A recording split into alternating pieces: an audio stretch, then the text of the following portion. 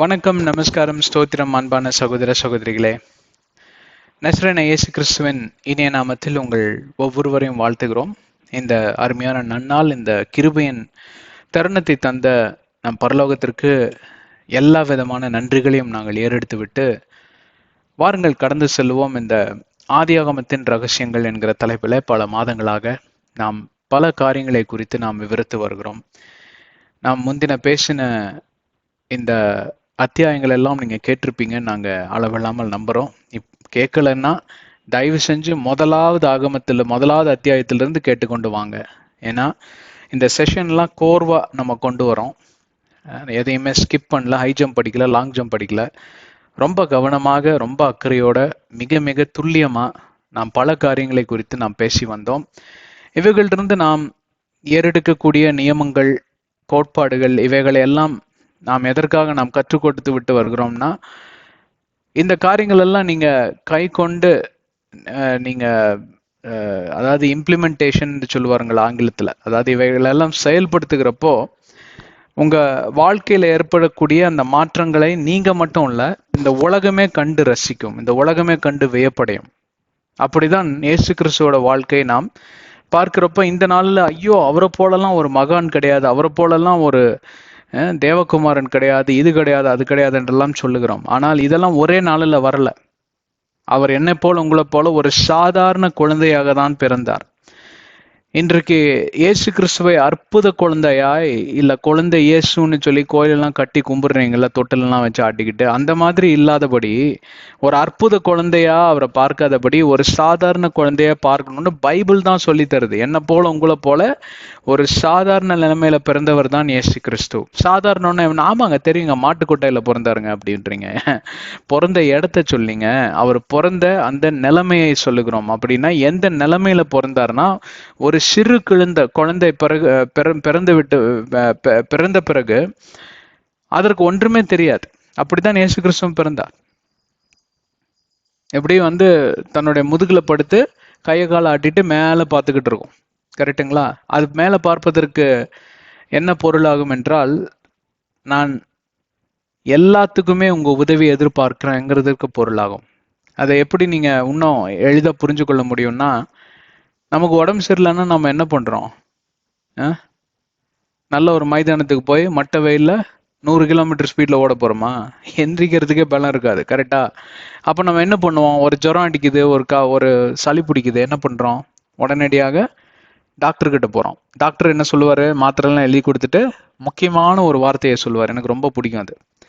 நல்லா ரெஸ்ட் எடுங்க அப்படிம்பாரு. இந்த ரெஸ்ட் எடுக்கிறதுக்கு அர்த்தம் இன்னும் சரியாவே யாருக்கும் புரியல. இதை குறித்து கொஞ்சம் பேசணும், பேசிட்டு தான் நம்ம உள்ள கடந்து போக முடியும். ரெஸ்ட் எடுக்கிறதுனா அர்த்தம் என்ன தெரியுங்களா? You should lie down helpless, that's what it means. You should lie down in a very calm mind set, that's what it means. You should lie down quietly, that's what it means. இதை நான் இப்போ ஆங்கிலத்திலிருந்து தமிழுக்கு மொழிபெயர்க்கிறேன்.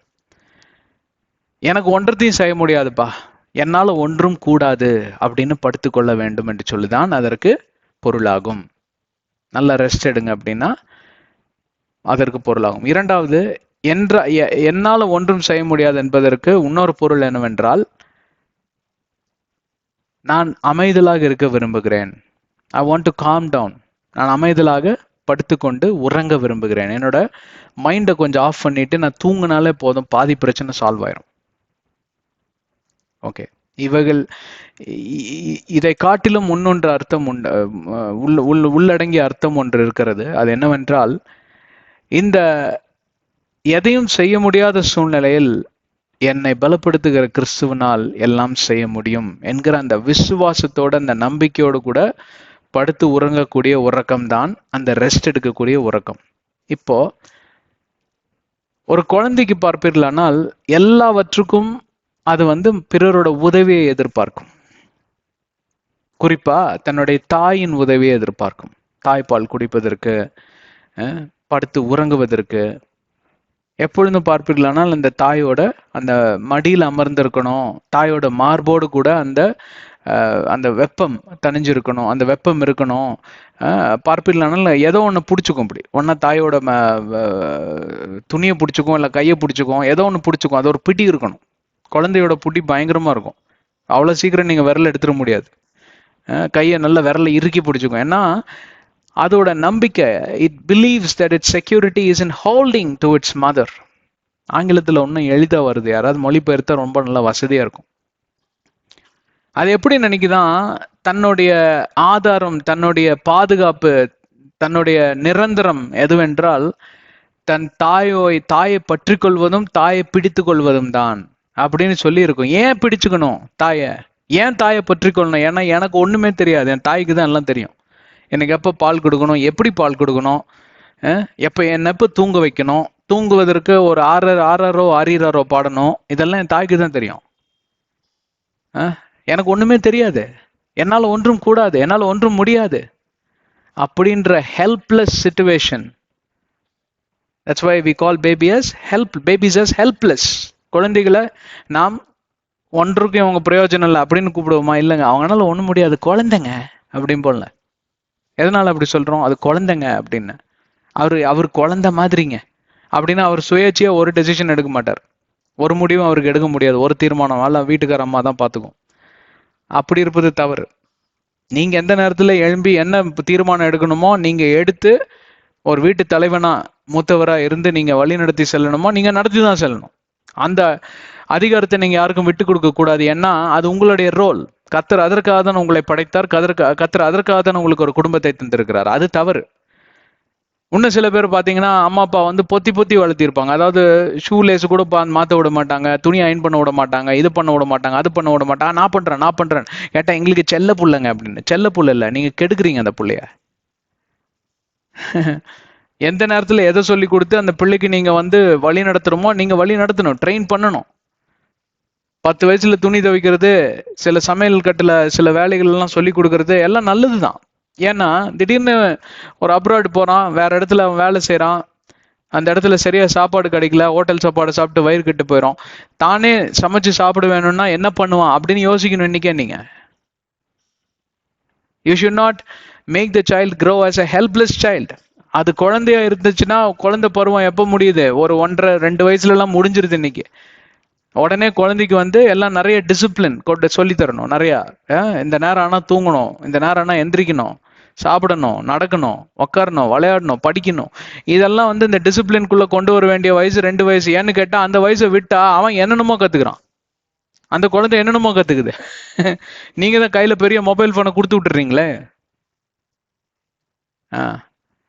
இதே மாதிரிதான் நானும் நீங்களும் எப்பொழுதும் சரி, எத்தனை வயதானாலும் சரி, கர்த்தரோடு கூட நாம் சம்பாஷிக்கிறப்போ என்னால் ஒன்றும் முடியாது, நான் ஒரு சிறு பிள்ளை,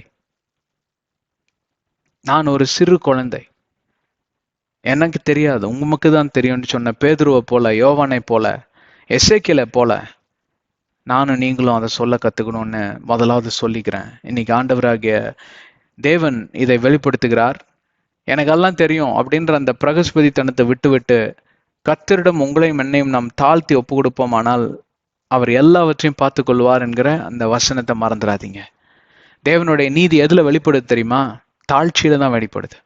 தாழ்ச்சி என்றால் என்ன தெரியுமா? ஒன்று, உள்ளதை உள்ளபடி சொல்றது. ஆமா, என்னால முடியாது, நான் தப்பு செஞ்சுட்டேன், நான் மன்னிச்சிருங்க, நான் பாவிதான், தெரியாம பண்ணிட்டேன், ஏதோ ஒண்ணு சொல்லுங்க, சொல்லி மன்னிப்பு கேட்டுருங்க.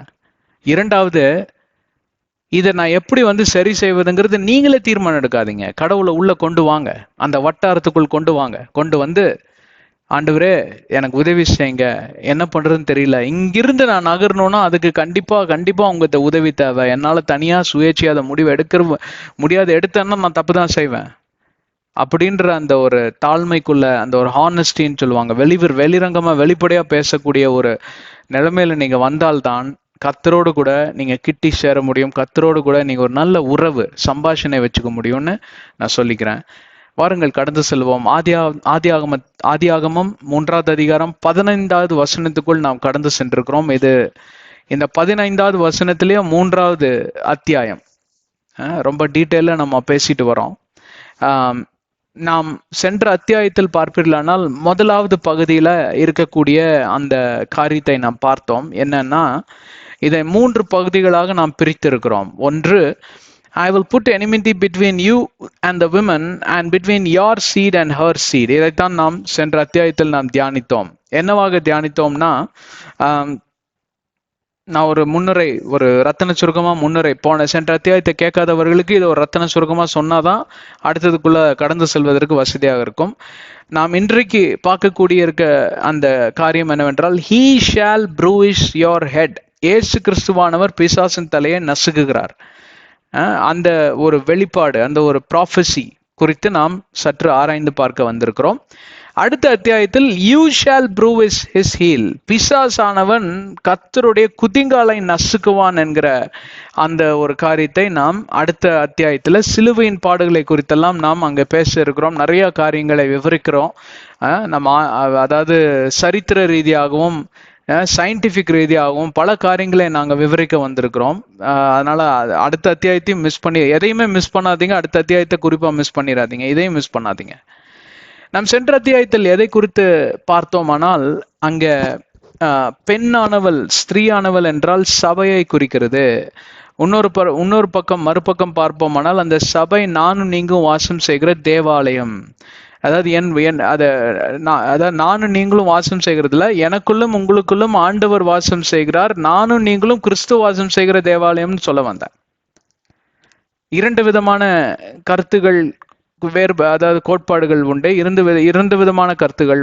முதலாவது கருத்து என்னவென்றால், திருச்சபை என்றால் எல்லா கிறிஸ்துவர்களும் அடங்கியிருக்கக்கூடியதுதான் திருச்சபை. எவன் ஒருவன் ஜலத்தினாலும் ஆவியினாலும் பிறந்து கிறிஸ்துவே என் தேவன் என்று சொல்லி முழங்கால்கள் முடங்க நாவுகள் அறிக்கை செய்ய அவன் வருகிறானோ, அப்போஸ்தலர் 2:38 பிலிப்பியர் 2:10-11 வசனங்களையும் பார்ப்பீர்களானால் உங்களுக்கு நன்றாக அறிந்து கொள்வீர்கள். ஒன்றொரு மறுபக்கம் பார்ப்பீர்களானால் அந்த திருச்சபையே நானும் நீங்களும் தான் பைபிள் சொல்லுது. ஏன்னா 1 கொரிந்தியர் 3:16 சொல்லுகிறது, கர்த்தர் வாசம் செய்கிற தேவாலயம் நம் உடலே, நம் சரீரமே என்று சொல்லுகிறது. அதனால அந்த சரீரத்தை நல்லா வச்சுக்கணும். எப்படின்னு கேட்டால், காலையில் ஜிம்முக்கு போயிட்டு பாதாம் பாலும் தேநீரும் குடிக்கிறது இல்லைங்க. அதாவது இருதயத்தை எப்படி நீங்க வச்சுக்கிறீங்க, ஆன்மீக ரீதியாக, ஆவிக்குரிய ரீதியாக நீங்க எப்படி இருக்கீங்க. இன்னைக்கு ஆன்மீக ரீதியாக நிறைய பேர் நிறைய காரியங்களை கண்டுபிடித்து அதன்படி வாழ்ந்து கொண்டுதான் இருக்கிறார்கள். தியானத்தில் ஈடுபடுவதும், எப்படி உடல் பயிற்சியில் ஈடுபடுவதும், கோபத்தை எப்படி நான் கட்டுப்படுத்துவதும், இப்படியெல்லாம் அந்த ட்ரைனிங்குள்ள போயிடுறாங்க, சைக்காட்ரிக் ட்ரைனிங்குள்ள. அந்த ஆன்மீகத்தை குறித்து பேசல, ஆவிக்குரிய எழுச்சி வர வேண்டும். ஆவிக்குரிய எழுச்சின்னு கேட்டால் உள்ளார்ந்த மனிதனுடைய நிலைமையை நாம் ஆராய்ந்து பார்க்க வேண்டும். வெளிரங்கமான காரியம், அவனா வாயை திறந்த மூட மாட்டான், கெட்ட வார்த்தை பேசுறான், வேசித்தனம் பண்றான், குடிவெறினால இருக்கிறான், காம விகாரத்தில் ஈடுபட்டு இருக்கிறான். இந்த மாதிரி வெளிரங்கமான காரியத்தை பார்ப்பதை விட உள்ளார்ந்த மனிதன் எதனால் இந்த காரியத்தை வெளிரங்கமா பண்றான்னு பார்க்கக்கூடிய ஒரு ஆராய்ச்சிக்குள் வர வேண்டும் என்று சொல்லியெல்லாம் நாம் சென்ற அத்தியாயத்துல ரொம்ப அழகா கவர் பண்ணணும். அதெல்லாம் நீங்க கேட்டிருப்பீங்கன்னு நினைக்கிறேன். அப்பொழுதுதான் கர்த்தர் வாசம் செய்யக்கூடிய திருச்சபையாய் நாம் மாற முடியும். கர்த்தருடைய திருச்சபையில 2-3 பேர் இப்படி அப்படி இருந்தா கூட அங்க பரிசுத்த ஆவியானவர் நுழைய முடியாது. ஏனென்றால் அவர் பரிசுத்த ஆவியானவர். தேவனாகிய கர்த்தர் சுத்த கண்ணர், பரிசுத்தர், மகா பரிசுத்த வாசஸ்தலத்தில் இருக்கக்கூடியவர். நம் உடல் பரிசுத்த நிலைமையில இருந்தால்தான் அவரால் வர முடியும். அந்த பரிசுத்த எண்ணம் இருக்கணும், பரிசுத்த வார்த்தைகள் இருக்கணும், பரிசுத்தமான இடங்களுக்கு கடந்து செல்லணும், பரிசுத்தமான ஜனங்களோடு கூட ஐக்கியம் வைக்கணும். பாவிகளை வெறுப்பதில்லை, பாவிகளோட பாவத்தோடு கூட நாம் கலந்து போய்விடக்கூடாது என்று சொல்லிதான் அங்கே பொருள் என்று சொல்லி நாம் இந்த காரியத்தெல்லாம் பார்த்தோம். இப்படியெல்லாம் நீங்க இல்லைன்னா நீங்க தான் அந்த பிசாசு வாசம் செய்யக்கூடிய ஒரு ஆலயமாய் மாறிவிடுவீங்க. ஆலயம்னு சொன்னா அது சரி வராது. பிசாசு வாசம் செய்யக்கூடிய ஒரு கிளப் ஹவுஸா மாறிடுவீங்க. கிளப்ல என்ன பண்ணுவாங்க, ஒருத்தர் அப்படியே அங்க சில இடங்கள்ல பாத்தீங்கன்னா டான்ஸ் பார்ட்டி அப்படின்னா ஒருத்தர் பொண்டாட்டி எக்ஸ்சேஞ்ச் பண்ணிக்கணுமாமா. எப்படி இருக்கு பாத்துக்கோங்க, வேசித்தனத்துக்கு இவனுங்களா கொடுத்த டைட்டில். அந்த மாதிரி அநியாயத்தெல்லாம் ரொம்ப சாதாரணமா செய்ய ஆரம்பிச்சிருவீங்க. அப்ப நீங்க பிசாசோட சீடனை மாறிடுவீங்க. பிசாசோட சீடனை மாறின நீங்களா போய் உலகத்தை காப்பாற்ற போறீங்க, நீங்களா உலகத்துக்கு வெளிச்சமா இருக்க போறீங்க, நீங்களா இயேசுவின் சீசனா போய் அங்க கனி கொடுக்கிற மரமாய் மாற போறீங்க.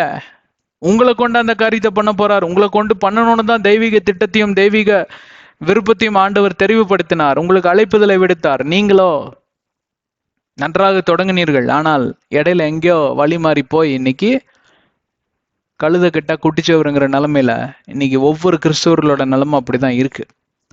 இது அறியாமல தெரியாமலே வாழ்கிறவர்கள் தான் முக்காவாசி பேர். தான் நல்ல நிலைமையில இருப்பதாக ஒரு பிம்பத்தை அவர்களே கட்டிவிட்டு அப்படியாக அவர்கள் முன்னேறி செல்லக்கூடிய காரியத்தை நாம் பார்க்கலாம். ஆனா அவங்க முன்னேறி செல்லல, அவங்க பின்வாங்கி போன கிறிஸ்துவர்கள் என்று சொல்லி அவர்களுக்கு நரக அக்கினியில தள்ளப்படுறப்பதான் அவங்களுக்கு தெரியும். இந்த காரியத்தெல்லாம் சென்ற அத்தியாயத்துல நாம் விவரித்துட்டோம். எதற்காக இந்த ஐ வில் புட் எனிமிட்டி என்றால், இயேசுவோடு கூட நடந்து செல்லுகிறவர்கள் இந்த உலகத்திற்கு எதிரிகளாக இருப்பார்கள். they will be the enemies to the world, but they will be friend of God. அப்படி என்றால் உலகத்தில் இருக்கிற மனிதர்களை நாம் வெறுக்க மாட்டோம்.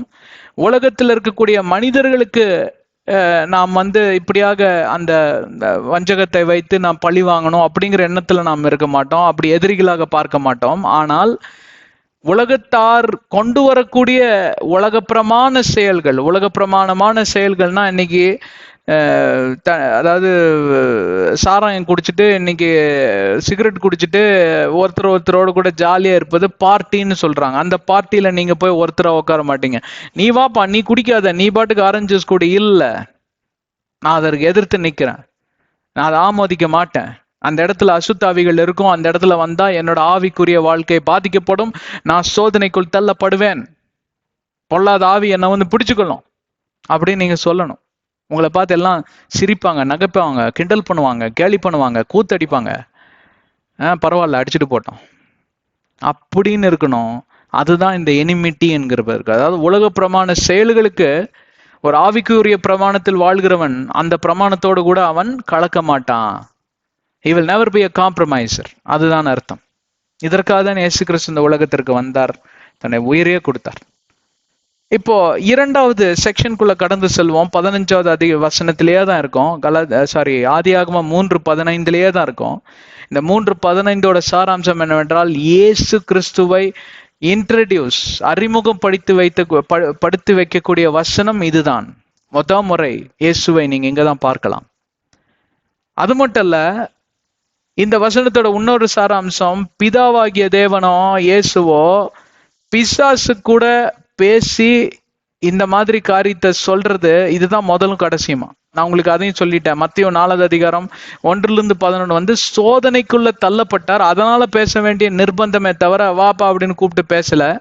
சில பேர் யோபு 1 பிசாசிடம் கேட்கலையா அப்படின்னு கேட்டேன். பிசாசிடம் கூப்பிட்டு அங்க டிஸ்கஷன்லாம் நடக்கல, அங்க பேசலாம் இல்ல. அவன் என் தாசனை பார்த்தாயா, இவரை மாதிரி ஒரு நீதிமான். அதற்கு முன்னாடி அவன் குற்றம் கூறுகிறவனா இருக்கிறான் இல்லையா. வெளிப்பாடு 12:10 வாயை வச்சுட்டு ஆட்டிகிட்டே இருக்கிறியா, ரொம்ப இங்க வா, இவனை பாத்தியா அப்படின்னு கேட்கிறார்.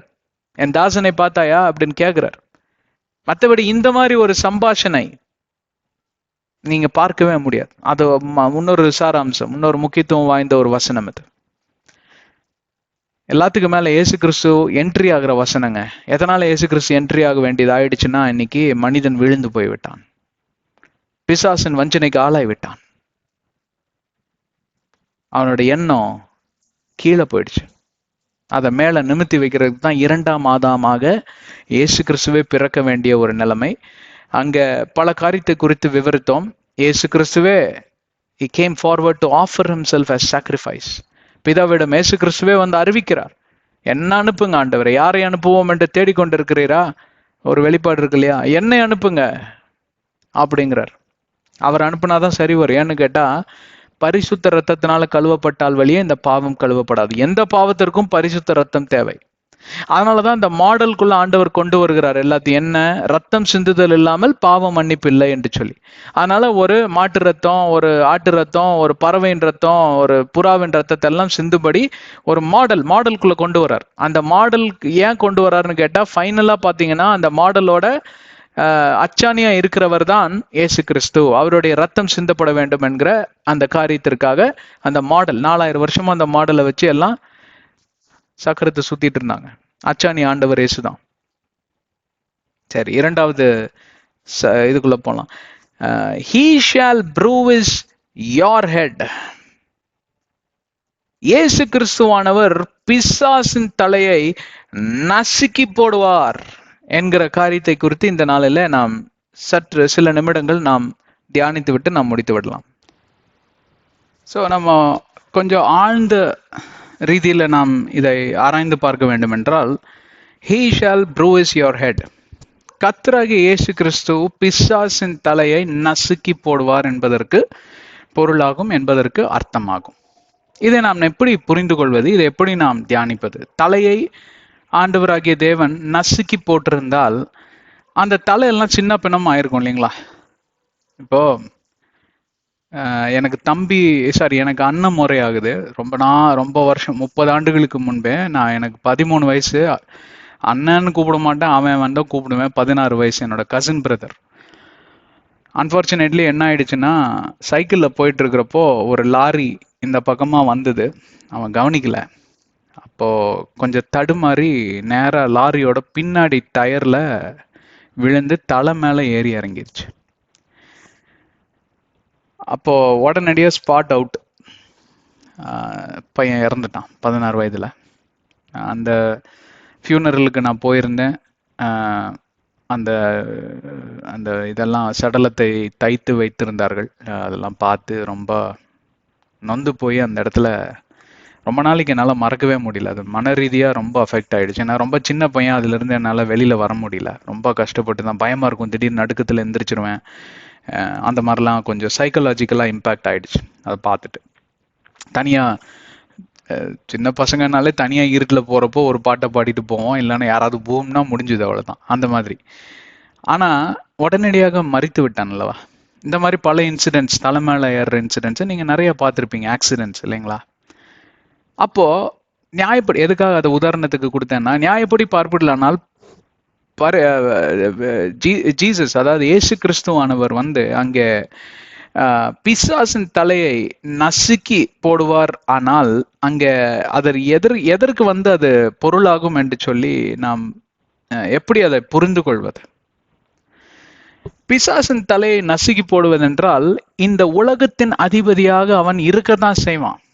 தன்னுடைய 2ஆம் வருகை மட்டும் இந்த உலகத்துல அவன் உயிரோடு தான் இருப்பான். எப்படி மரணம், நீ சாப்பிடும் நாளிலே நீ மரித்து போவாய் என்று சொன்ன அந்த அந்த அந்த வார்த்தைக்கு வேற ஒரு பதம் உண்டோ, அதே போல இதற்கும் வேற பதம் உண்டு. அந்த பதத்தை நாம் ஏற்கனவே பார்த்து விட்டோம். அது எதை குறிக்கிறது என்றால், ஆவிக்குரிய மரணத்தை குறிக்கிறது. ஆம், மாம்சரீகமான மரணத்தையும் குறிக்கிறது. ஏன்னா மரணம் என்பது அவரோட ஒரிஜினல் டிசைன்ல இல்லை. இதெல்லாம் பலமுறை நம்ம பேசியாச்சு.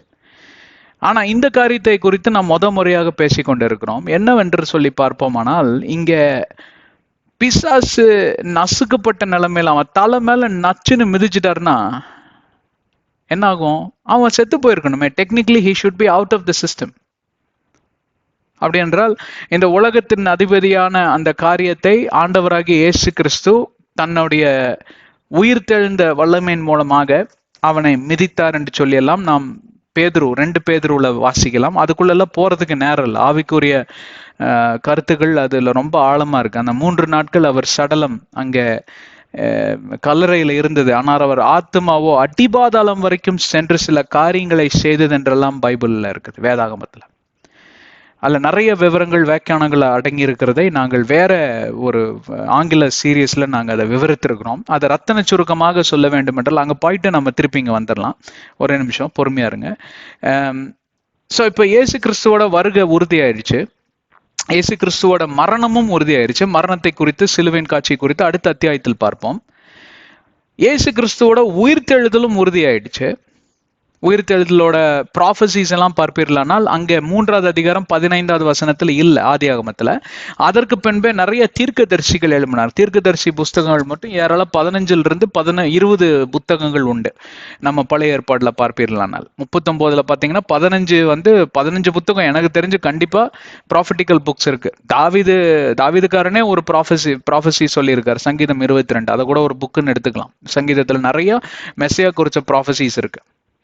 அப்போ அந்த ரீதியாக நாம் பார்ப்போமானால் அங்க இயேசு கிறிஸ்துவோட உயிர்த்தெழுந்த, அதாவது மரணத்திற்கும் உயிர்த்தெழுதலுக்கும் நடுவால 3 நாட்கள் 72 மணி நேரம் அவகாசத்துல நீங்க என்ன பண்ணிட்டு இருந்திருக்கோம்? ஒரு ஆத்மா நினைச்சிருங்க, சியோலுக்கு போனார். அந்த சியோல்ல பார்ப்பீர்களானால், சியோல் என்றால் it is also referring to bottomless bit. Bottomless bit, அந்த அடிபாதாளம் என்று சொல்வார்கள். அந்த சியோலை 2 கம்பார்ட்மெண்ட்டாக பிரித்து வைத்திருந்தார்கள். மேல் பாதாளம், கீழ் பாதாளம். மேல் பாதாளத்தில் புண்ணியர்கள் எல்லாம் உறங்கி, இது ரொம்ப டீட்டெயில்டான சப்ஜெக்ட். ஆனால் இதை நீங்க தெரியாம இருக்கக்கூடாதுங்கிறதுக்காக நான் இதை டக்குன்னு சொல்லிட்டு நம்ம சப்ஜெக்டுக்குள்ள போகலாம். மேல் பாதாளத்தில் பார்ப்பீர்களானால் புண்ணியர்கள் எல்லாம் அங்கே இளைப்பாரி கொண்டு இருந்தார்கள். ஆபிரகாம் காலத்திலிருந்து ஆபேலிருந்து எல்லாருமே இளைப்பாரி கொண்டிருந்தார்கள். கீழ் பாதாளத்தில் பார்ப்பீர்களானால் இந்த நோவா காலத்துல விழுந்து போன மனிதர்கள் இருந்து சோதோம் கொமோரா எல்லா மனிதர்களும், அதாவது இயேசு கிறிஸ்துவோட மரணம் வரைக்கும் யாரெல்லாம் பழைய ஏற்பாடின் கட்டளையின்படி வாழாத புண்ணியர்கள் இருந்த, அது வாழாத அக்கிரமக்காரர்கள் இருந்தார்கள், அவர்கள் எல்லாம் அடிபாதாளத்திலும், மேல் பாதாளத்தில் புண்ணியர்கள் எல்லாம், செயின்ட்ஸ் ஆஃப் காட் வேர் லிவிங் தேர். இங்க இயேசு கிறிஸ்து சென்று 2 காரியத்தை செய்கிறார். ஒன்று பார்ப்பீர்களானால் இந்த கீழே விழுந்து போன தூதர்கள்னு சொல்லிட்டு வேற இடம் இருக்கு. அந்த இடத்துல போய் இந்த விழுந்து போன தூதர்களுக்கும் தன்னை வெளிப்படுத்தின அந்த காரியத்தை நிமித்தமாக அந்த விழுந்து போன தூதர்கள் சில பேர் அவரை ஏற்றுக்கொண்டார்கள். they became watchers of the world. இதற்கு பைபிளிக்கல் ஆதாரம் கேட்டீங்கன்னா எங்கிட்ட கிடையாது. ஆனா யாஷேர் புஸ்தகத்துல இந்த காரியங்கள் எல்லாம் குறிப்பிட்டிருக்கிறார்கள்.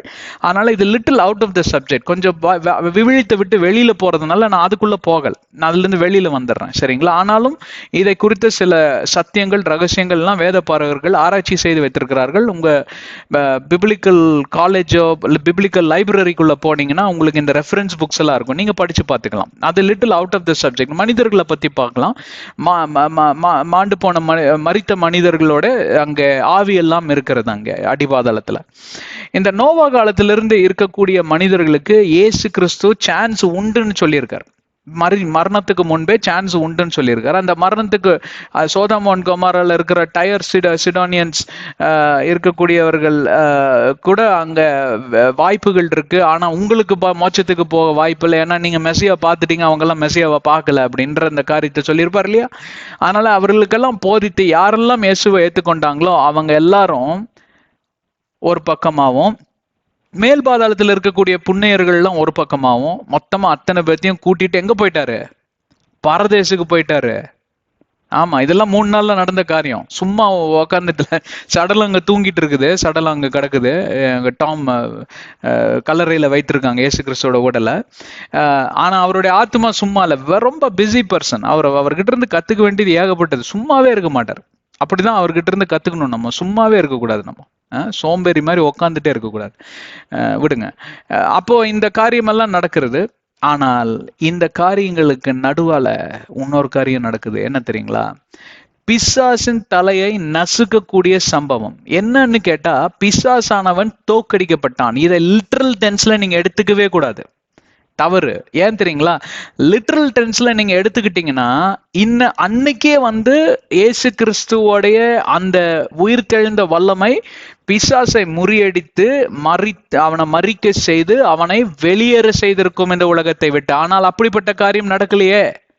இன்றைய வரைக்கும் அவன் தான் இந்த உலகத்தின் அதிபதி. இன்றைய வரைக்கும் அவனுடைய வலிமைகள் எல்லாம் செயல்பட்டு கொண்டுதான் இருக்கிறது. இன்றைய வரைக்கும் அதுக்கப்புறம் எழுதுனதுதான் எபேசியர் 6:12 எல்லாம், மாம்சத்தோட ரத்தத்தோட போராட்டம் இல்லை, principalities and powers of heavens, நடுவான மண்டல சேனைப்படைகள், பாதாளத்தின் ஆவிகளோட போராட்டம் உண்டு. அப்படின்னா அந்த வலிமைகளும் வல்லமைகளும் முன்ன இருக்குதானே செய்யுது, அந்தகார கிரிகள் இருக்குதானே செய்யுது. என்ன பொருள் அதற்கு? அங்கதான் வரோம். இப்போ கொஞ்சம் கொஞ்சமா அந்த சப்ஜெக்டுக்குள்ள வரோம். புரியுதா உங்களுக்கு? லிட்ரல் டென்ஸ்ல நீங்க அவன் தலையை நசுக்கிட்டான் அப்படின்னு நீங்க லிட்ரல் டென்ஸ்ல எடுத்துக்கிட்டீங்கன்னா அது சரியல்ல. அது உண்மைதான், ஆனா சரியான ஒரு விளக்கமா இருக்க முடியாது. சரியான விளக்கம் என்னன்னு சொன்னாதான் உங்களுக்கு அதோட காரியம் புரியும். சரியான விளக்கம் என்னன்னு கேட்டா, பிசாசு நினைச்ச மாதிரி வாழாட்ட முடியாது. கொஞ்சம் கொலோக்கியல் லாங்குவேஜில் சொன்னாதான் உங்களுக்கு எல்லாம் ஈஸியா புரியும். நினைச்ச மாதிரி வாழாட்ட முடியாது. ஏன்னா பழைய ஏற்பாடுல அவன் நினைச்ச மாதிரி வாழாட்டினான், என்னென்னமோ அக்கிரமத்தை பண்ணான், யாரை வேணா வஞ்சிப்பான், எங்க வேணா போலாம், அன்கன்ட்ரோலபிள். ரயில் என்ஜின் போயிட்டு இருக்கு, இது உண்மையால நடந்த சம்பவம் அமெரிக்கால. இந்த ரயில் என்ஜின் மட்டும் சில நேரத்துல வேற ட்ராக்ல போயிட்டு இருக்கும். பின்னாடி இருக்கிற ரயில் பொட்டிங்கெல்லாம் வராது. அந்த என்ஜினை மாத்தி வேற பொட்டியோட கனெக்ட் பண்றதுக்கு ஒரு டிரைவர் என்ன பண்ணியிருக்காரு, கீழே ஏதோ விழுந்துருச்சு. அதனால என்ஜினை கொஞ்சம் ஆன்லயே விட்டு அது 2 km/h ஸ்பீட்ல தான் போயிட்டு இருக்கு. அப்படின்னா ஒரு குழந்தை கூட நடந்து போய் ஏறிடலாம், அந்த ஸ்பீட்ல போயிட்டு இருக்கு. அப்படி பண்ணியிருக்க கூடாது. அவரு என்ஜினை நிறுத்திட்டு தான் இறங்கி போய் அந்த மொபைல்ல ஏதோ கீழே விழுந்துருச்சு. இவர் நம்ம டக்குன்னு இறங்கி எடுத்துட்டு ஏறிடலாம் அப்படின்னு சொல்லிட்டு வண்டி ஆன்லயே விட்டுட்டு அது மூவிங்ல இருந்திருக்கு என்ஜின். இவர் மொபைலை எடுத்துட்டு ஏறலாம்னு இப்படி பார்த்துருக்காரு. என்ன ஆச்சுனோ ஏதாச்சோ தெரியல, என்ஜின் ஸ்பீட் ஆயிடுச்சு. டக்குன்னு ஒரு 20 கிலோமீட்டர் ஸ்பீடுக்குள்ள போயிடுச்சு. இவர் ஓட ட்ரை பண்ணியிருக்காரு, உள்ள ஏற முடியல. கையை காலை பிடிச்சி அதை அந்த கைப்பிடியை பிடிச்சி ஏறலாம் ட்ரை பண்ணி கீழே விழுந்துட்டார். இப்போ என்னாச்சு? ட்ரெயின் 20 கிலோமீட்டர் ஸ்பீடுல இருந்து அது அப்படியே ஆட்டோமேட்டிக்கா அட்வான்ஸ் ஆகி, அது ஏதோ ஆட்டோமேட்டிக் சிஸ்டம் போல ஆட்டோமேட்டிக்கா அட்வான்ஸ் ஆகி 50 கிலோமீட்டர் ஸ்பீட்ல டிரைவரே இல்லாம வண்டி ஓடிக்கிட்டு இருக்கு. Uncontrollable engine. ஒரு படம் கூட எடுத்தாங்க, ஒரு ஆங்கில திரைப்படம் எடுத்தாங்க, நான் பார்த்தேன். அது ரொம்ப எப்படி கஷ்டப்பட்டு நிறுத்தினாங்கன்னு சொல்லி அதை பார்க்குற ரொம்ப டெக்னிக்கலான மூவி. அன்கன்ட்ரோலபிளா போயிட்டு இருந்தது. அதை எப்படியோ ஒரு டிரைவர் போய் இன்னொரு ஃப்ளைட்ல இருந்து ஹெலிகாப்டர்ல இருந்து அந்த என்ஜினை இறங்கி அவர் இறக்கி விட்டு மேலே அவர் கஷ்டப்பட்டு உள்ள ஏறி என்னென்னமோ பண்ணிக்கிண்ணி ரெண்டு மணி நேரம் படமா என்னமோ ஒரு ஒருத்தர் நடிச்சிருப்பார், சரிங்களா? அப்படி நிறுத்தினாங்க. எதுக்கு இந்த உதாரணத்தை கொடுத்தேன்னா, இந்த அன்கன்ட்ரோலபிள் என்ஜின் மாதிரி தான் இந்த பிசாசானவன் இயங்கி கொண்டிருந்தான். எப்பொழுது? பழைய ஏற்பாடு இயேசு மெஸ்ஸியா வருகை மட்டும், மெஸ்ஸியா வருகைக்கு பின்பு இயேசு கிறிஸ்துவோட காலத்திலேயே அவனோட கொட்டாரம்லாம் கொஞ்சம் அடங்கி போச்சு, கொஞ்சம் அடக்கிட்டார். ஏன்னா அவர் போற இடத்துல எல்லாம் வந்து நடுங்கிட்டு வருவான், ஐயோ என்னை துன்புறுத்த வந்து விட்டாயா அப்படின்னு. இன்னும் நேரம் வரலையே அப்படின்னு சொல்லுவான் இல்லையா? என்ன நேரம் வரல? 2ஆம் வருகை மட்டும் எங்களுக்கு டைம் இருக்கே. இது 2ஆம் வருகை இல்லையே, அது முதலாவது வருகை தானே. ஏன் எங்க ஏரியால வந்து நீங்க எங்களை துன்புறுத்துறீங்க அப்படின்லாம் நடுங்குவானே, அதெல்லாம் ஞாபகம் இருக்கா? எல்லாம் பைபிள் படிச்சிருக்கீங்க இல்லையா? புதிய ஏற்பாடு. இந்த பழைய ஏற்பாடை முதல்ல சொல்லி கொடுத்துட்டு தான் அதுக்குள்ள போக முடியும். இதுக்கெல்லாம் அர்த்தம் புரியுதா உங்களுக்கு? அப்படின்னா எங்க நேரம் இன்னும் வரலையே அப்படின்னு என்ன அர்த்தம்னு கேட்டா, 2வது வருகை அர்மகதான் யுத்தம் இருக்கு இல்லைங்களா? வெளிப்பாடு 19 வரைக்கும் அவனுக்கு நேரம் இருக்கு. அதற்கு பின்பே 20வது அதிகாரத்துக்குள் 1000 வருஷம் அரசாட்சி. அதற்கு பின்பு சற்று நேரம் அவனுக்கு கொடுக்கப்படும். வெளிப்பாடு 20, 8, 9, 10 வாசித்து பார்த்துக்கோங்க. அதற்கு பின்பே ஒரு யுத்தம் நடக்கும். அந்த யுத்தத்துக்கு பின்பே முற்றிலும் அவன் அழிக்கப்படுவான். புதிய வானம் புதிய பூமி இறங்கும். எல்லாம் வெளிப்பாடு 21, 22ல இந்த சீரான காரியத்தை எல்லாம் அங்கே அழகாக யோவான் அப்போஸ்தலர் எழுதி வச்சிருப்பார். சூப்பரான வெளிப்பாடு. இதெல்லாம் எதுக்கு சொல்றேன்னு கேட்டா, லிட்ரல் டென்ஸ்ல நீங்க புரிஞ்சுட்டு இருக்கிறது வந்து தவறு. அது சரியான அர்த்தம் அல்ல, சரியான விளக்கம் அல்ல. இந்த அன்கன்ட்ரோலபிள் என்ஜின்குள்ள ஏறின டிரைவர் யாரு தெரியுமா? ஏசு கிறிஸ்து. அதான் சொல்ல வரோம். நம்ம ஹீரோ ஏசு கிறிஸ்து ஏறிட்டார் உள்ள. இப்ப ஏறி என்ன பண்றாரு? பிரேக்கை போட்டு நிறுத்துறாரு என்ஜினை. ஏன்? அது எங்க போய் என்னத்தை அடிச்சு தூக்குன்னு தெரியாது. எந்த ஸ்டேஷனை அடிச்சு தூக்கும், ஆப்போசிட்ல வர என்ஜின் அடிச்சு தூக்கும், பெரிய விபத்து நேர்ந்துடும் இல்லைங்களா? அதுக்கு தகுந்தாப்புல ஆண்டவர் வந்து ட்ராக் எல்லாம் மாத்தி எல்லாம் வச்சு எப்படியோ வழி நடத்தி வரார். அதுதான் வந்து ப்ராஃபெட்ஸ். பழைய ஏற்பாடுல சொல்றேன். பழைய ஏற்பாடுல கட்டளைகளும் நியாயப்பிரமாணங்களும் தீர்க்க தரிசனங்களும் தீர்க்கதரிசி வருவதும் போவதுமாய் ஓபாதியா, மிக்கா, மலாக்கி, ஐசியா, ஜெரமையான்னு சொல்லிட்டு ஏகப்பட்ட தரிசிகள் வரவும் போகும். இதெல்லாம் ட்ராக் மாறுறது. ட்ராக்கை மாத்தி தன்னோட பிள்ளைகளை வழி நடத்துறாரு. ஏன்னா விபத்து நேரிடாதபடி வழி நடத்துறாரு. ஆனா இது ரொம்ப காலம் செல்லாது. என்ன பெர்மனன்ட் சொல்யூஷன்னா, ஒரு ஆளை கொண்டு வந்து அந்த என்ஜினுக்குள்ள ஏத்தி விட்டுட்டா, அந்த என்ஜினை பிரேக்கை பிடிச்சி நிறுத்திட்டா முடிஞ்சு போச்சு. அதுதான் மெஸ்ஸியாவோட வருகை செய்தது. மெஸ்ஸியா உள்ள ஏறுறாரு, என்ஜினுக்குள்ள பிரேக்கை போட்டு நிறுத்துறாரு. அதுதான் பிசாசோட தலையை நசுக்குவதற்கு பொருளாகும். He is no more an uncontrolled engine. He is an engine that has been brought to a halt. ஆங்கிலத்துல இன்னும் பவர்ஃபுல்லா வருது. எப்படி என்று சொல்லுவோமானால், அவன் வந்து அடக்க முடியாத ஒரு குதிரையோ காளையோ அல்ல, ஒரு அடக்கப்பட்ட காளை, ஒரு நொறுக்கப்பட்ட காளை. ஏன்? அவனை வந்து இன்னைக்கு இந்த காளைக்கு வந்து தைரியமே இருக்காது, கொஞ்சம் பயந்து நட்டுங்கும். ஒரு தடவை அந்த பயத்துக்குள்ள காலை போயிடுச்சுன்னா அது பழைய மாதிரி போய் ஜல்லிக்கட்டு ஃபீல்ட்ல போய் பழைய மாதிரி கொம்பெல்லாம் இது பண்ணிட்டு காலெல்லாம் உரைச்சிட்டு நிக்காது, அது பயந்துக்கும். அந்த பயத்துக்குள்ள கொண்டு வந்துட்டோம்னா முடிஞ்சு போச்சு கதை இல்லைங்களா? அவனுக்கு ஒரு கடிவாளத்தை போட்டு அங்க ஆண்டவர் முறுக்கி நிறுத்தி வைத்திருக்கிறார். ஏசு கிறிஸ்து கிட்ட தான் அந்த கடிவாளம் இருக்கிறது. இது வரைக்கும் உங்களுக்கு விளங்குச்சா?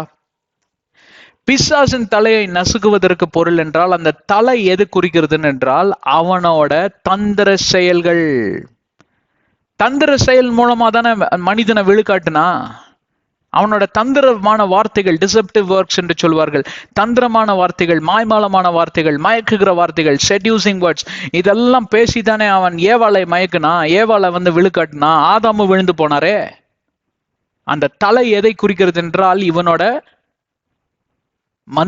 மந்திர செயல்னு சொல்ல முடியாது, தந்திர செயல்னு சொல்லலாம்.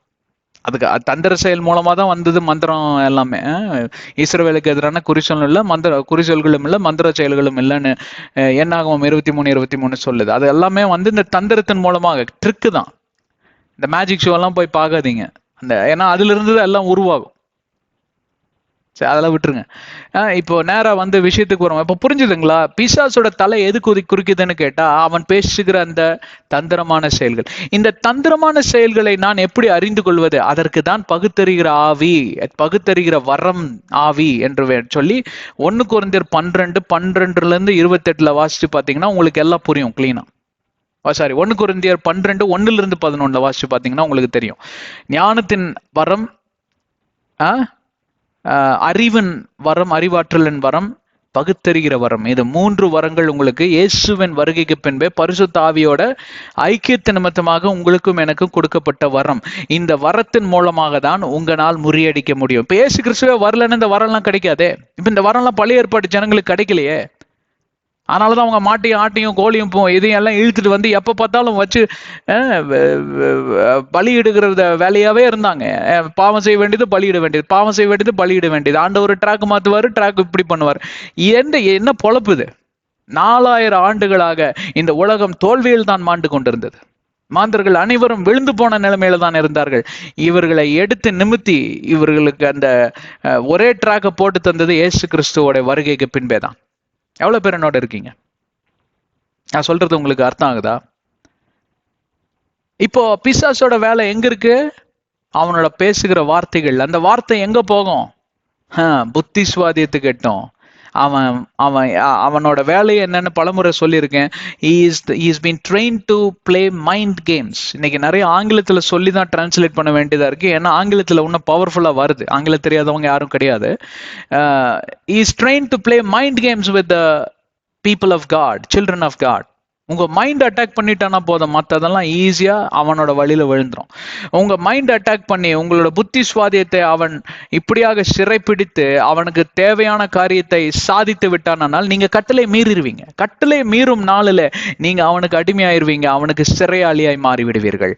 அதற்கு பின்பே அவன் தேவையானதெல்லாம் உங்களோட சரீரத்தை ஆக்கிரமித்து அவன் செய்து முடித்து விடுவான். உங்களை அழித்து விடுவான், உங்களை கொலை செய்து விடுவான், உங்களை திருடி சென்று விடுவான். எங்க? நரகத்துக்கு தான். வேறங்க? என்னோட இருக்கீங்களா?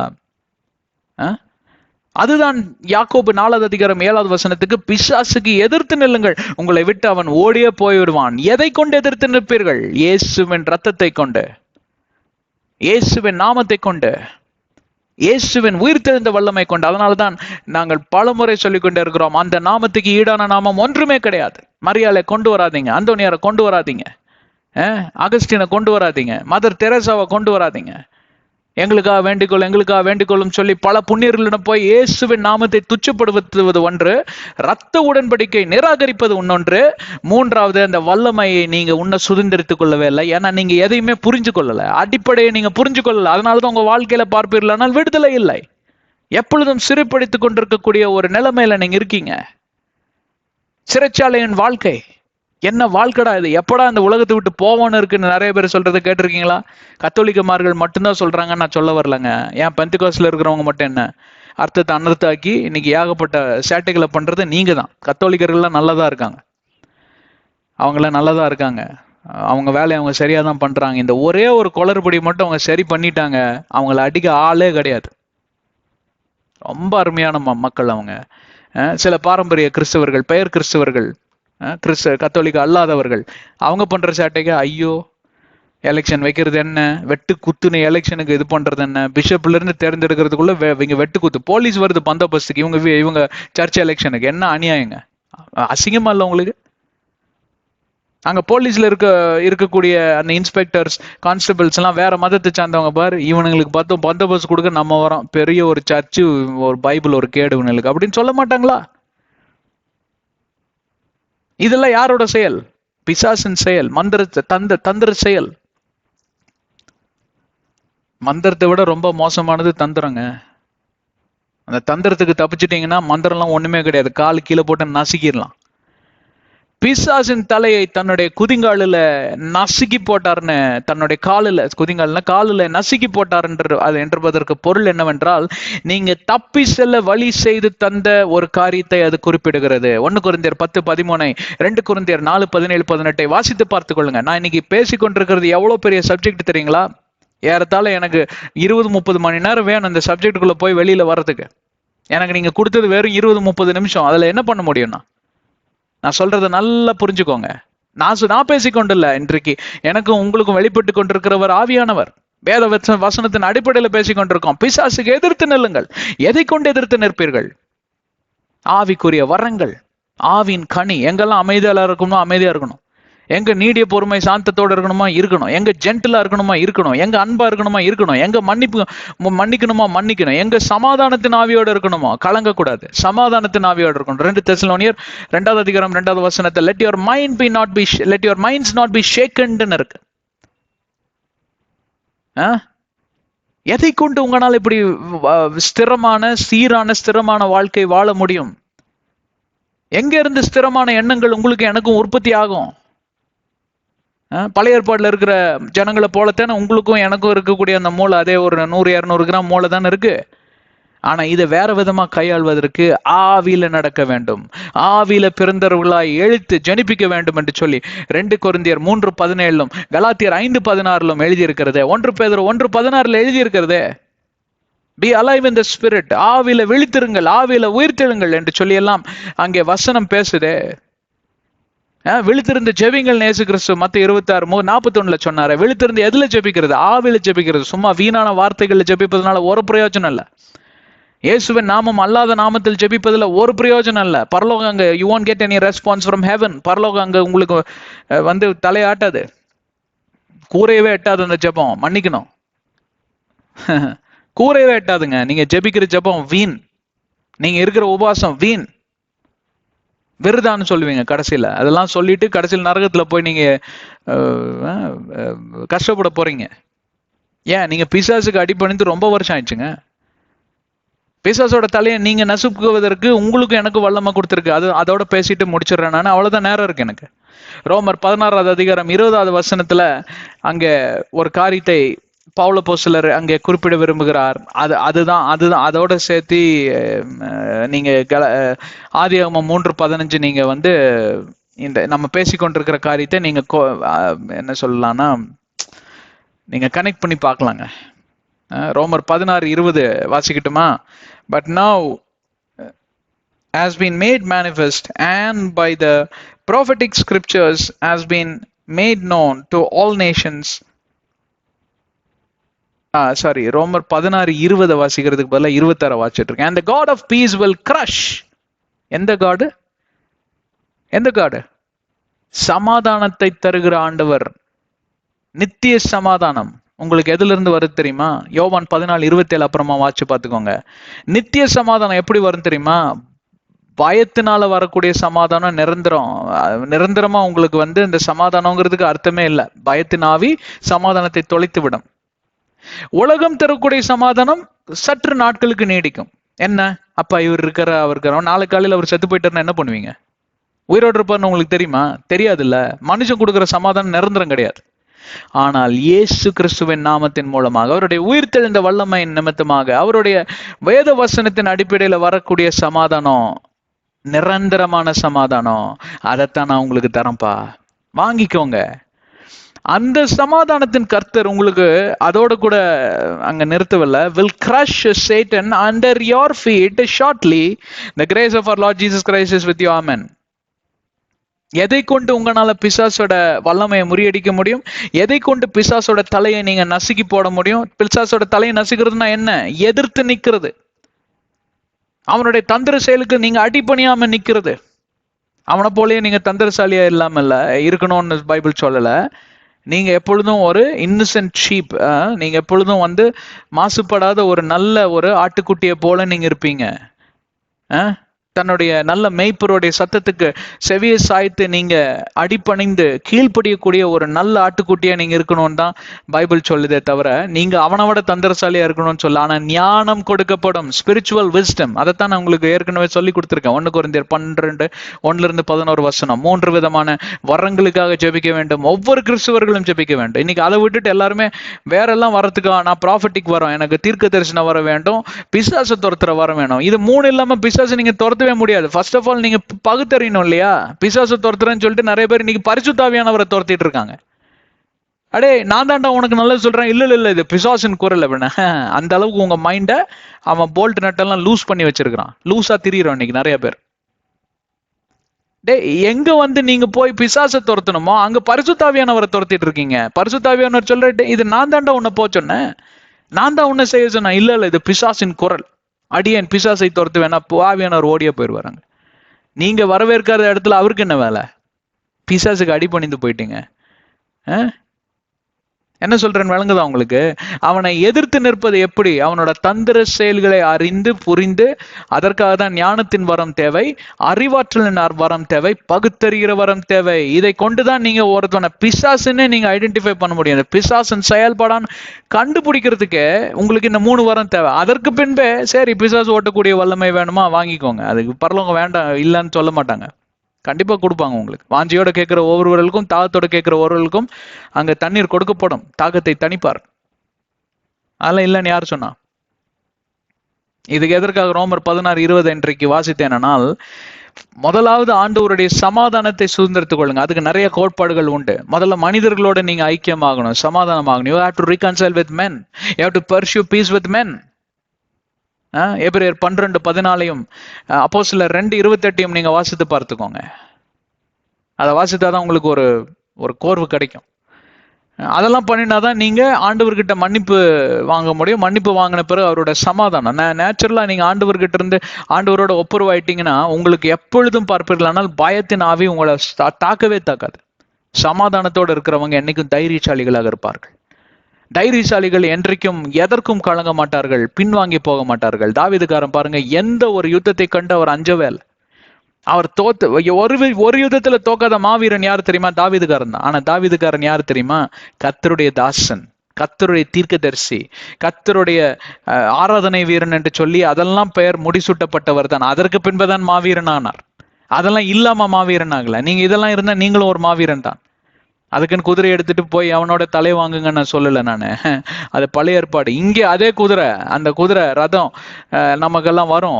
அந்த த ஸ்வார்ட் ஆஃப் த ஸ்பிரிட், இங்க ஒரு என்ன சொல்றது, ஆவியின் பட்டயம் கொடுக்கப்பட்டிருக்கிறது. ஆவியின் பட்டயம் கொண்டு யார் தலையை வாங்கணும்? பிசாசோட தலையை வாங்கணும், பிசாசோட தலையை நசுக்கணும்.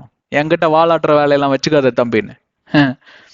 அன்னைக்கு அந்த யுத்தத்துல நீங்க மாவீரனா இருப்பீங்க. அடுத்த நாள் காலைல வெக்கமே இல்லாம திருப்பியும் வருவான். வேற ஒரு பெரிய படையை கூட்டிட்டு கூட வந்தா வருவான், பயங்கரமான படை. அதை அவனை விட 7 அசிங்கமான பிசாசை கூட்டிட்டு வருவான். அடுத்த நாள்ல யுத்தத்துக்கு நீங்க ரெடியா இருக்கணும். மாவீரன் மறிக்கிற வரைக்கும் நீங்க மாவீரனா இருக்கணும்னு பைபிள் உங்களுக்கு எதிர்பார்க்கிறது. பைபிள்ஸ் அந்த எதிர்பார்ப்பை தேர் செட்டிங் தி எக்ஸ்பெக்டேஷன்ஸ். கொடுக்கப்பட்ட சிறிய நேரத்துல எவ்வளவோ காரியத்தை உங்களுக்கு நான் இன்றைக்கு ஆவியானவர் எனக்கு சொன்னதை உங்களுக்கு சொல்லிட்டேன். என்னை கேட்டுக்கொண்டிருக்கிற அருமையான சகோதர சகோதரிகளே, பிசாசுக்கு எதிர்த்து நிற்பதுதான் நாம் செய்ய வேண்டிய, ஒவ்வொரு நாளிலும் செய்ய வேண்டிய ஆவிக்குரிய கடமை. அந்த ஆவிக்குரிய கடமை நிமித்தமாக ரோமர் 16:20 ஆதியாகமம் 3:15 நிறைவேறுகிறது. இயேசு கிறிஸ்து தன்னுடைய காலின் கீழே நசுக்கி போட்டு அந்த வல்லமை உங்களுக்கு சுதந்திரத்து கொடுத்திருக்கிறார். மறுபடியும் ஆதாமும் ஏவாளும் இழந்த புத்திர சுவிகாரத்தை சுதந்திரத்து கொடுத்திருக்கிறார். தேவனோட சாயலை சுதந்திரத்து கொடுத்திருக்கிறார். தேவனோடு கூட நாம் சம்பாஷிக்கக்கூடிய அந்த ஒரு திரை சீலை கிழிக்கப்பட்ட காரியம் தெரியும் இல்லைங்களா? தேவனோடு கூட நாம் முகமுகமாய் சம்பாஷிக்கக்கூடிய காரியத்தை சுதந்திரத்து கொடுத்திருக்கிறார். தேவனோட முகத்தை பார்க்க முடியுமா? தேவனோட முகத்துல இல்லைங்க, பிரசனத்தை கூட நம்ம பார்க்க முடியல. அவருடைய பிரசனத்துக்குள், அவருடைய என்ன சொல்றது, அவருடைய அறைக்குள் நாம் செல்வதற்கு நமக்கு இயேசு கிறிஸ்து வரும் மட்டுமாய் நமக்கு இதே கிடையாது, பர்மிஷன் கிடையாது. அதனாலதான் ஒரு தீர்க்கதரிசி அங்கேயும் இங்கேயும் மலையில உட்காந்துட்டு இருப்பார். சாமுவேல் தீர்க்கதரிசி எப்போதான் இறங்கி வருவாராம் மலையில இருந்து, அவன் வெயிட் பண்ணிட்டு இருப்பாங்க. இன்னைக்கு அப்படி நிலைமை இருந்தா என்ன ஆகுறது? ஒரு தீர்க்கதரிசியும் உருப்படியே கிடையாது. இன்னைக்கு தீர்க்க தரிசனம்னாலே பொய் ஆவியின் வரம் தான். இன்னைக்கு எல்லாம் பொய் நாவுகள் தான். அங்கங்க ஒரு சிலர் இருக்கிறாங்க. அவங்க பேசுறது உண்மையான சரியா அலாசி ஆராயறதுக்குள்ள நமக்கு ஆயுசே முடிஞ்சு போயிடும். அந்த மாதிரி நிலைமையில தான் இன்னைக்கு தீர்க்க தரிசனம் இயங்கிட்டு இருக்கு. யோசிச்சு பாருங்க, ஒரு தீர்க்க தரிசிக்கு நீங்க உலகமே காத்துட்டு இருந்ததுன்னா என்ன ஆகும்? நானும் தீர்க்கதரிசி தான், நீங்களும் தீர்க்கதரிசி தான். ஏன்? இயேசுவின் நாமத்தில் வேத வசனத்தின் வேத வசனத்தின் கட்டளைகளும் நியாயப்பிரமாணங்களுக்கும் அடிபணிந்து கீழ்ப்படிந்து நடக்கக்கூடியவர்கள், அவருடைய வாக்குத்தத்தங்களை விசுவாசத்தோடு கூட அறிக்கை செய்வானானால், நம்புவானானால் அவனே தீர்க்கதரிசி. நீங்களும் தீர்க்கதரிசி, நானும் தீர்க்கதரிசி. சிம்பிளா முடிஞ்சு போச்சு. அப்போ ஒவ்வொரு தீர்க்கதரிசிகளும் என்ன பண்ணிட்டு இருக்காங்க? ஒவ்வொரு நாளும் பிசாசோட தலையை நசுக்கி போடுறாங்க, அவனோட தந்திர செயல்களை நசுக்கி போடுறாங்க, அவன் நமக்கு எதிராக கொண்டு வரக்கூடிய ஆயுதங்களை நசுக்கி போடுறாங்க.